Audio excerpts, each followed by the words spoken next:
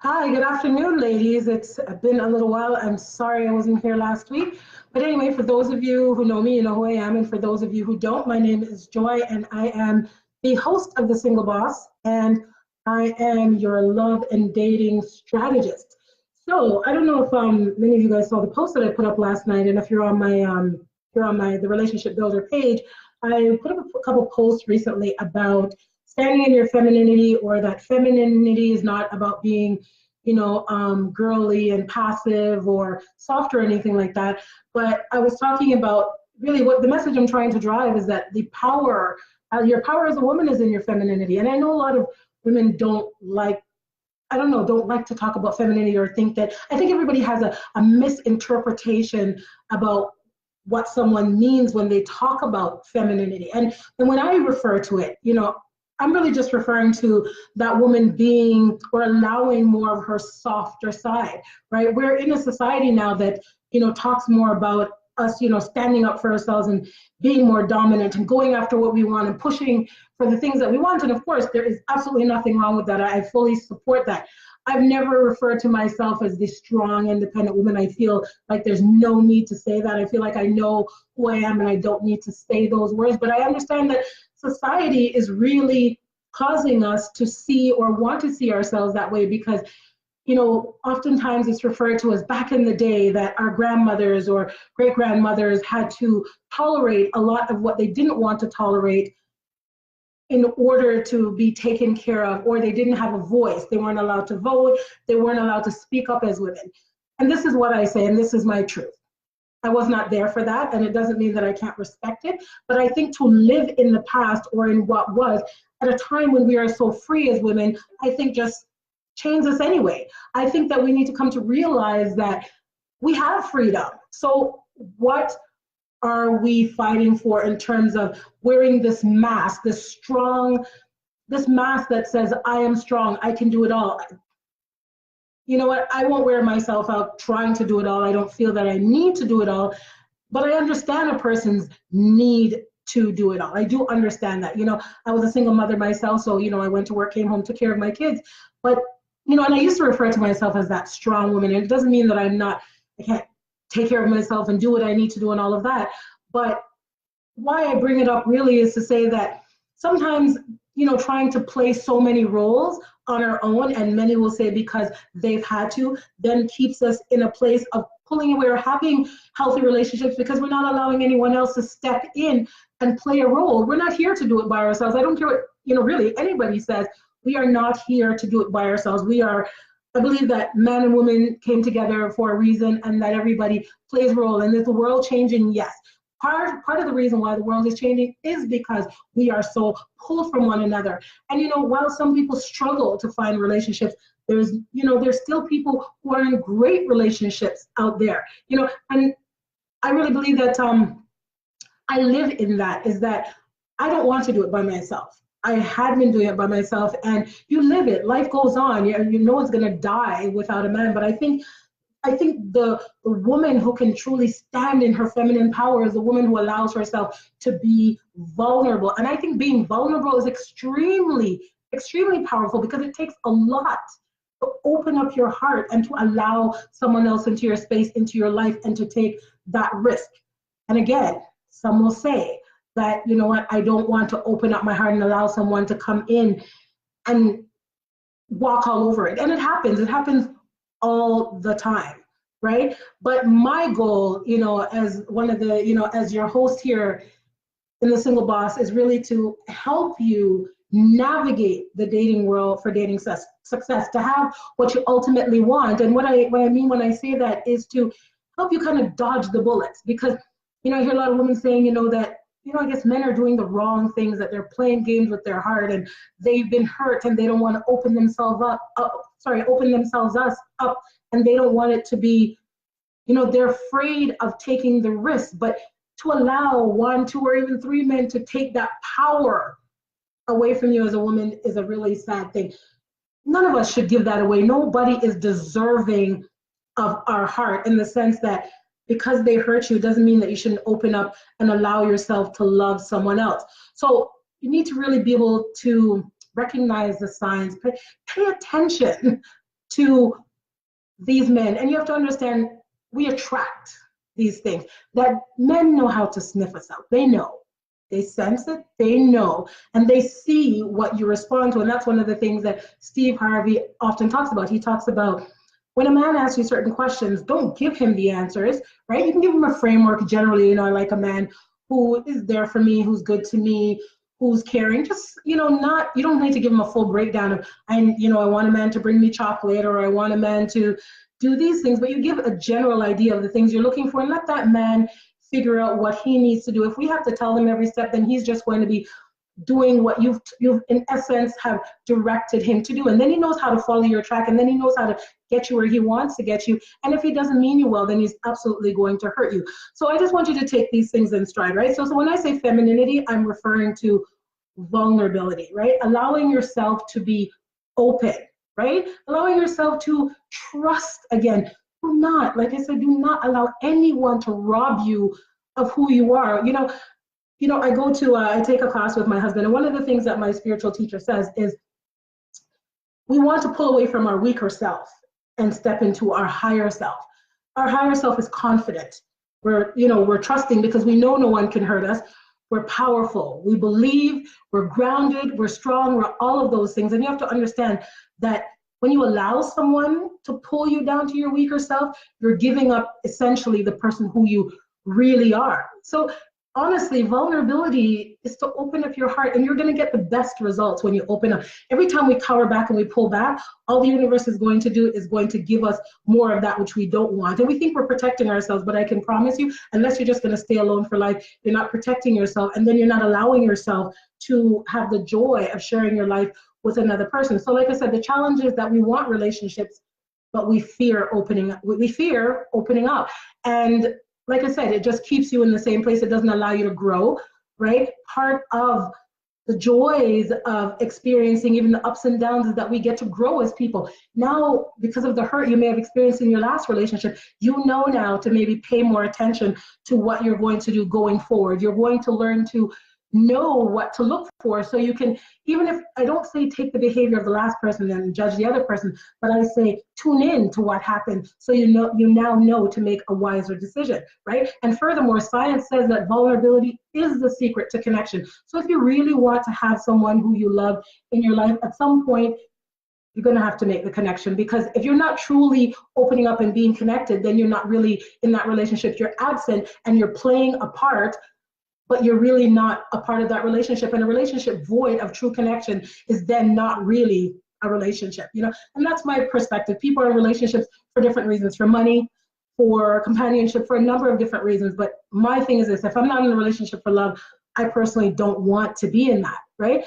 And the solution that I say to these things are listed above here. And one of them, the first one I'm going to address, is to get really clear on what you want. What do you want from a relationship? What do you want from a man? Are you looking for someone to, travel with, share your life with, have children with, just to come in every day and to share, your triumphs or your struggles or your failures? What do you want in a relationship? Being clear, just like in business or in any other area of your life, being clear will help you to much more easily get to where you want to go. When you are leaving your house and you want to say get to a particular mall to go shopping, when you know where you're going, get in the car, program the GPS, or if you know where you're going, just head there. But when you're confused, should I go here? Should I go here? Should I go to should I go to the store to get groceries first?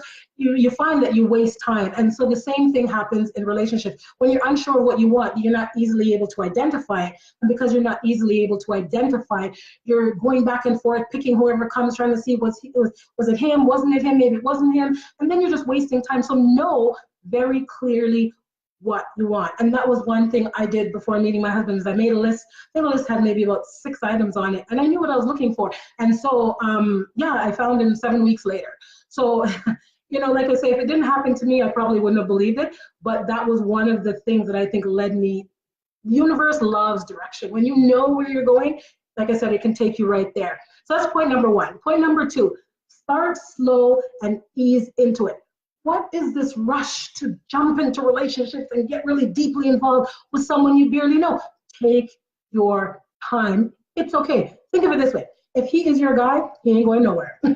You understand? He is not going anywhere. He is going to be there, even if you're 6 months in or 1 year in. And I'm not, you know, I mean, I know a lot of people are running to get married, but you see, if your bottom line is just to get married, you may find somebody who will marry you, but it doesn't mean it's going to last. Remember, marriage does not mean that it's going to last forever. Marriage is just marriage. How many people are getting married now and getting divorced? So marriage does not guarantee you happiness, nor does it guarantee you solidity, but I understand that's the ultimate goal. So take your time and slowly ease into things. That brings me to point number 3, pay attention. When you're taking your time and you're watching, you can really get a sense for who this man is, right? When we rush into things, we miss a lot.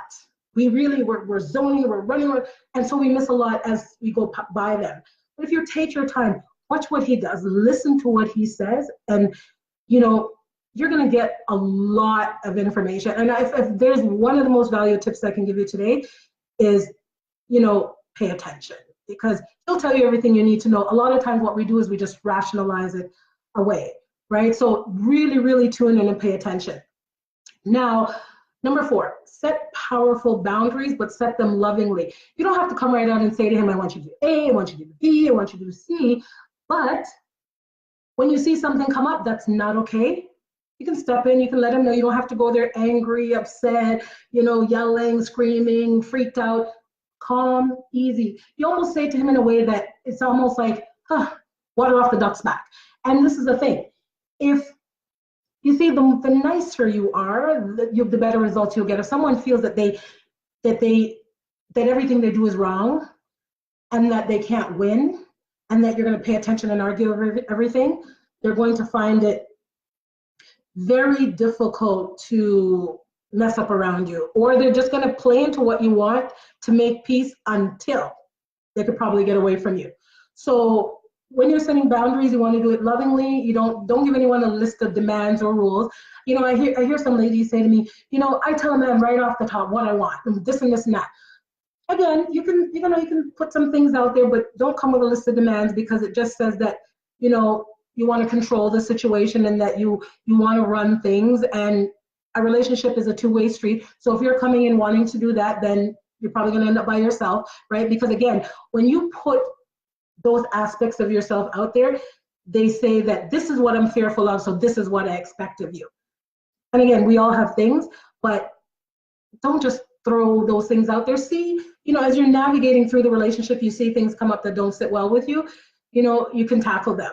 Right. So I would say, for example, let's say you have a guy and he's going out partying every weekend and that doesn't sit well with you. You know, you can say, you know, honey, I noticed that you've been out, you know, the last 3 weekends in a row. And, you know, I really would love that you're here with me, you know, and I love when we're here together, we have fun, we enjoy each other's company. And ultimately, a guy who cares about you wants to please you. So therefore, he's going to start to tune into, well, she does like having me around and I do like being around her and whatever, you know. So, you know, maybe this Saturday night is for her, and then you just work on that all the Saturday nights.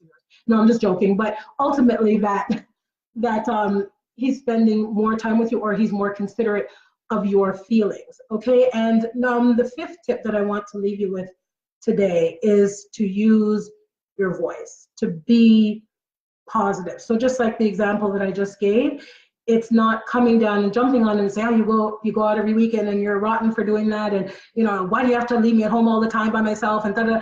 But it's just, you know, saying how you feel, expressing that you want things to be different. But you know what, I'd love for us to spend some time together. I would, you know, I love when you're here with me and we're cuddling together and you know, whatever. And you know, I like watching these movies, and I love when you're here doing it with me. So, you know, maybe we can, you know, can we try next weekend? Or, you know, I don't want you to appear passive, but appearing hard and difficult, and you know, it's not going to serve you either, right? So being loving, you know, like my husband says, sometimes I can want something from him, but sometimes it's the way in which I ask. So if I go to him and I'm kind of like, you know, I always love when you do that for me, or, you know, it's really sweet when you do it, or you're the best when you do that. I find that his tune totally changes. Like, he wants to please. And I think, don't you know that I'm just trying to get my way right now? But no, but it, you know, sincerely, I mean it. But, you know, they say you catch more flies with honey than you do vinegar. And so it's the same thing when it comes to a man, and I think we can all say that we know that, but ultimately the goal is to get what we want. Being vulnerable and being open and being expressive is to our benefit. It really is, right? It helps us get more of what we want. And isn't that what relationships are about? Getting what we want, spending time with someone that we love, or building a great connection. So I just want to, leave you with those 5 tips of mine. Again, I'm just going to go over them quickly. So number 1, get really clear on what it is that you want. Number 2, start slow and ease into it. Number 3, pay attention to what's going on around you. That'll tell you what he's really about, and if he's with you really or not. And that may take a little bit of a time, but pay attention. That's why I say don't jump in with your heart too soon. Number 4, set powerful boundaries, but set them lovingly. None of us have to be harsh or difficult. We know that we receive better when someone is nicer to us. Actually, I got to remember that sometimes for myself. So, number 5 is use your voice. Do whatever you're doing in a positive way. You'll get better results. And I understand men can be tough. They can be stubborn. Sometimes I'll say something to my husband, and I'll say it time and time again, and then I'm like, I don't know how long I have to be positive for this to change. But sometimes what I have to remember. Sometimes, what I remember sometimes is what, he's human, and that I love him. And then I think to myself, oh yeah, I have things that I can change too. So sometimes when we look at ourselves, it's a reminder to us that none of them come perfect, and neither do we. So anyway, ladies, I hope that was helpful for you. If you'd like to chat, I'm going to put my link in the comments. You're welcome to book a time to chat with me. I'd love to help you through your dating woes, dating struggles. I'm here to support you and to move you through whatever it is that you're trying to figure out. This is a mission for me. I want to see men and women have more loving, healthy, and harmonious relationships again. So for me, this is, truly heartfelt. And even if I have to do one relationship at a time, that's okay. But I really want things to change. I want to see people happy. I want to see families together again. I want to see the world definitely a better place. And the more and more we pull from one another is the more and more that we resent each other, that we become hard, that we the world it's just no fun. Right? So the more loving we are and the happier we are when we wake up because we woke up with that person beside us, or we got to go on vacation with our love or whatever, it just makes things much better. So like I said, feel free to book a call with me. I would love, love, love to support you. It would be my pleasure. Let's see what we can do. Let's see how we can make things better. And you know what? I will be back here next week. It should be at the same time. So ladies, thank you so much for tuning in. Thank you so much for your time. And I will see you again soon. Okay, so bye for now.